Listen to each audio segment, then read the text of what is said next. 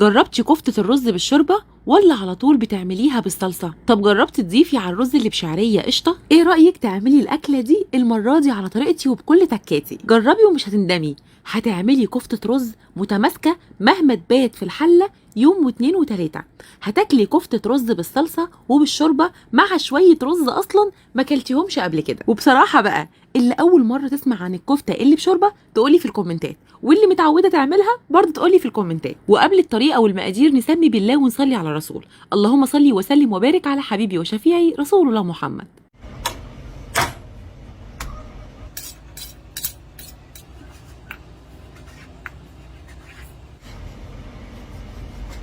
اول حاجه هنحتاج لكيلو من اللحمه، النوع اللي تفضليه، بقري، جملي، جاموسي، اللي انت عايزاه. انا في الوصفه دي استخدمت كيلو من اللحمه الكندوز، كمان تقدري تستخدمي كيلو او نص براحتك خالص. انا النهارده استخدمت كيلو من اللحمه. مهم قوي انك تقطعي اللحمه لمكعبات صغيره، وبعدين تجيبي الكبه بتاعتك، ومهم قوي انها تكون نظيفه وناشفه، وتبداي تفرمي في اللحمه. الكبه الجميله دي ايدي ورجلي في المطبخ، طبعا انتوا شفتوها معايا كتير جدا وسالتوني عليها وقلت لكم حاضر هعمل لكم ليها ريفيو. الكبه الجميله دي كبه كيتشن 220 فولت، والسعه بتاعتها 2 لتر، غير بقى ان الشفرات بتاعتها ستانلس ستيل اصلي. واهم حاجه فيها انها غير قابله للكسر، وقعت مني كتير جدا وانا بغسل المواعين ولا مره اتكسرت الحمد لله. ربنا يطول لي في عمرها كمان وكمان. عايزه اقول لك ان بيجي معاها 3 ملحقات، الملحق الجميل ده اللي بيفرم اللحمه، وملحق كمان علشان يعمل الكريم شانتيه، وملحق كمان علشان يقشر التوم، وكمان ينظف الممبار. عمليه جدا وما اقدرش استغنى عنها. اديني عملت لكم الريفيو وانا بعمل الوصفه عشان سالتوني كتير جدا، ويا ساره انت مش عايزه تقولي؟ لا والله يا جماعه الكبه اكتر من هايله. كبه كيتشن. شفتوا فرمه اللحمه ازاي؟ بسم الله ما شاء الله، الله اكبر عليها. عايزه اقول لك ان فرمت اللحمه على 3 مراحل. اوعي تحطي كيلو اللحمه كله على بعضه، لا، افرمي اللحمه كيلو اللحمه على 3 مراحل. بعدين بقى هجيب الخضره، هحتاج لربطتين من البقدونس، ربطتين من الكزبره، وربطه من الشبت. طبعا انت عارفه الربطه دلوقتي مبقاش فيها حاجه، بقت 3 4 عيدان كده. طبعا بنجيبهم نغسلهم كويس قوي وننشفهم ونفرمهم في الكبه. بصي هينزلوا زي من الكبه دلوقتي بسم الله ما شاء الله، حكايه. انا يا بنات استخدمت الدقيق الجاهز، دقيق الرز الجاهز، ما فرمتش المره دي وما طحنتش المره دي رز. كمان بقى هنحتاج لكيلو اللحمه بصلتين حجم متوسط و7 فصوص من الثوم، بس كده. يعني كيلو اللحمه المفرومه هياخد كيلو الا ربع من دقيق الرز، وراسين من البصل، و7 فصوص من الثوم، وربطتين بقدونس، وربطتين كزبره، وربطه شبت. شايفه الكبه فرمت البصل والثوم ازاي؟ فرمها يجنن ما شاء الله عليها، بتفرم كل حاجه. صحيح نسيت اقول لكم ان معاها ضمان 3 سنين. ويلا بينا على البهارات، ملح وفلفل اسود وكمون وكزبره. ويا سلام بقى لو عندك بهارات كفته رز، دي بجيبها من عند العطار بتدي طعم يجنن، اسمها كده بهارات كفته الرز. بنحتاج لمعلقتين كبار، واوعي تنسي تضيفي معلقه صغيره مليانه من البيكنج صودا. لو مش متوفر عندك بيكنج صودا ضيفي البيكنج باودر. رياكشنات وشي دي علشان وانا بشتغل شغله جنبي مسلسل السفاح، فلقيت وشي عمل كده.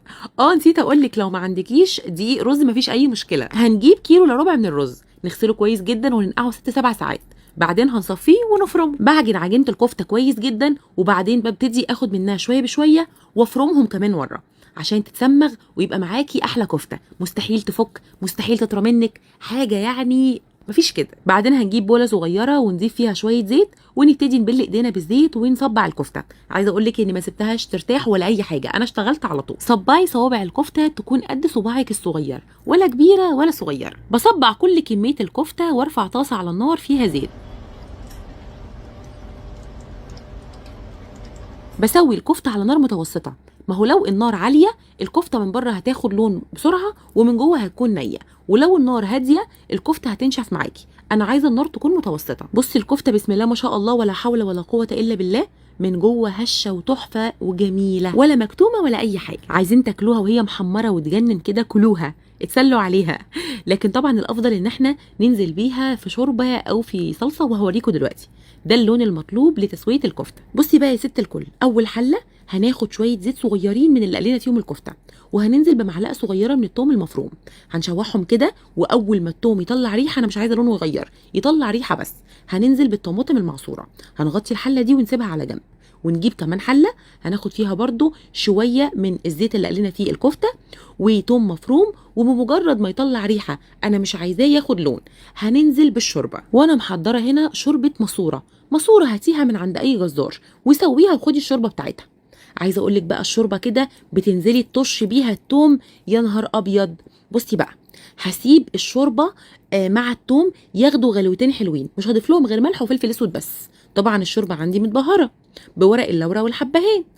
بعدين هناخد شويه زيت كمان من زيت الكفته، وهننزل بالشعريه علشان نعمل الرز بشعريه. هنسيب الشعريه تتحمر علشان نعمل الرز بشعريه، وهنرجع للصلصه. هنضيف معلقه صغيره من السكر عشان الحموضه، وشويه ملح، شويه فلفل اسود، شويه كمون، وشويه كزبره، بس كده. ونقلب كله مع بعضه كويس جدا، ونغطيها ونسيبها تتسبك على نار متوسطه.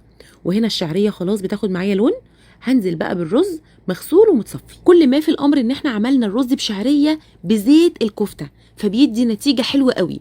وكمان دلوقتي هنحمر الرز مع الشعريه كويس جدا، وهنضيف شويه ملح عشان بيبقى حلو قوي انك تضيفي الملح وانتي بتحمري الرز مع الشعريه، بيديكي نتيجه هايله. حمري كده كويس، كل ما تحمري الرز مع الشعريه هيطلع معاكي مفلفل وجميل. هنا بقى تاني تكه، هنضيف كبشه واحده من الشوربه بتاعه العظمه، يا نهار ابيض. وبعدين هنضيف ميه، هنقلب كله مع بعضه كويس جدا. وهنا بقى خلاص الصلصه معايا اتسبكت. نزلت بالكفته بقلب الصلصه، ونزلت ببطاطايه مقطعاها شرايح بالطول زي الكفته. بصوا الجمال بقى، هقلب واغطي واسيبها تستوي الكفته والبطاطس. وهنا خلاص الشوربه اخدت غلوه، نزلت بالكفته وهقلب برضو واسيبها تكمل تسويتها. عايزه اقول لك بجد الاكله دي هايله، جربيها على طريقتي هتدمنيها. الكفتة الرز بالشوربة تجنن، وطريقتي في عمل كفتة الرز بالصلصة برضو تجنن. هنا الرز بشعرية اتشرب معايا، هضيف له ربع كوباية من كريمة الطهي. لو ما عندكيش ضيفي معلقتين حلوين من القشطة، قشطة وش اللبن، وقلبي وغطي وهدي النار تماما لحد ما يستوي. كده خلاص الاكل استوى. عايزة اقول لك يجنن.